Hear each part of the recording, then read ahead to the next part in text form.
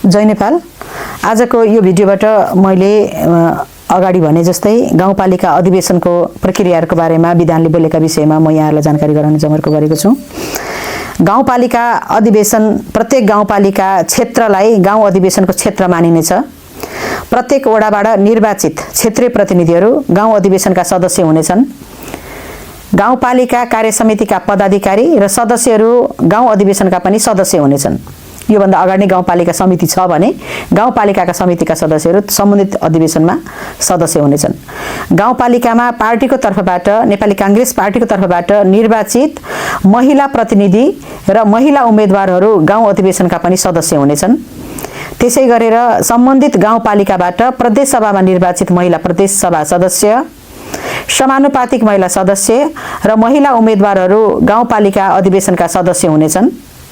सम्बन्धित गाउँपालिकाबाट निर्वाचित वा समानुपातिक प्रतिनिधि सभाका सदस्य, राष्ट्रिय सभाका सदस्य र संघीय संसदका महिला उम्मेदवारहरू गाउँपालिका अधिवेशनका सदस्य हुनेछन्। तर उहाँहरू सबैजनाले नेपाल महिला संघको क्रियाशील अथवा नवीकरण फर्म भरेको हुनुपर्छ। त्यसै गरेर गाउँपालिका समितिको गठनको प्रक्रिया यसरी छ। गाउँपालिका अधिवेशनले अध्यक्ष 1 जना, उपाध्यक्ष 1 जना, सचिव 1 जना र समावेशिताको सिद्धान्तलाई मध्यनजर गरी 15 जना सदस्यहरूको निर्वाचन गर्नेछ। त्यसै गरेर निर्वाचित अध्यक्षले निर्वाचित सदस्यहरूमध्येबाट 1 जना उपाध्यक्ष, 1 जना सचिव, सहसचिव 1 जना र कोषाध्यक्ष 1 जनाको मनोनयन गर्छ। अध्यक्षले समावेशिताको सिद्धान्तलाई मध्यनजर राखी 7 जना सदस्यलाई मनोनयन गर्ने प्रावधान विधानले दिएको छ। गाउँपालिका कार्यसमिति 25 सदस्य हुनेछ।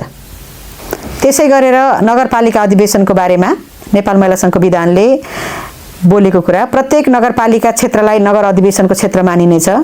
प्रत्येक वडाबाट निर्वाचित क्षेत्रीय प्रतिनिधिहरू नगर अधिवेशनका सदस्य हुनेछन्। नगरपालिका कार्यसमितिका पदाधिकारी र सदस्यहरू नगर अधिवेशनका पनि सदस्य हुनेछन्। त्यसै गरेर नगरपालिकामा निर्वाचनमा नेपाली कांग्रेस पार्टीको तर्फबाट निर्वाचित महिला जनप्रतिनिधि र महिला उम्मेदवारहरू नगर अधिवेशनका सदस्य हुनेछन्।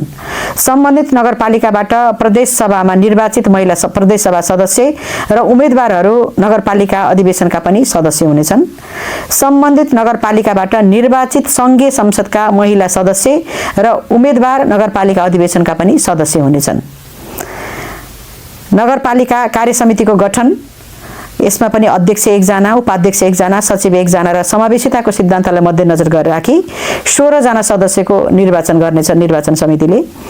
त्यसै गरेर निर्वाचित अध्यक्षले निर्वाचित सदस्यहरूमध्येबाट उपाध्यक्ष 1, सचिव 1, सहसचिव 1, कोषाध्यक्ष 1 को मनोनयन गर्ने प्रावधान छ।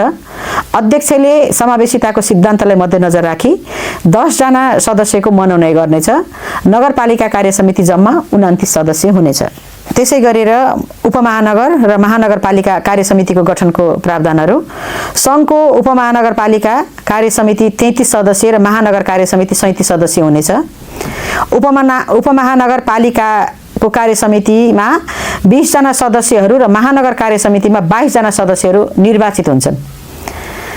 समावेशिताको सिद्धान्तलाई मध्यनजर राखी निर्वाचित अध्यक्षले उपमहानगरपालिका छ भने 10 जना र महानगरपालिका छ भने 12 जना सदस्यहरूलाई मनोनयन गर्ने प्रावधान नेपाल महिला संघको विधानले दिएको छ।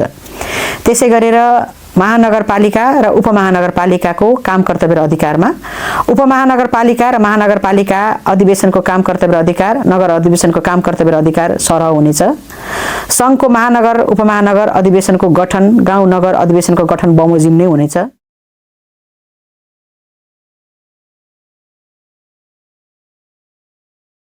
धन्यवाद। जय नेपाल।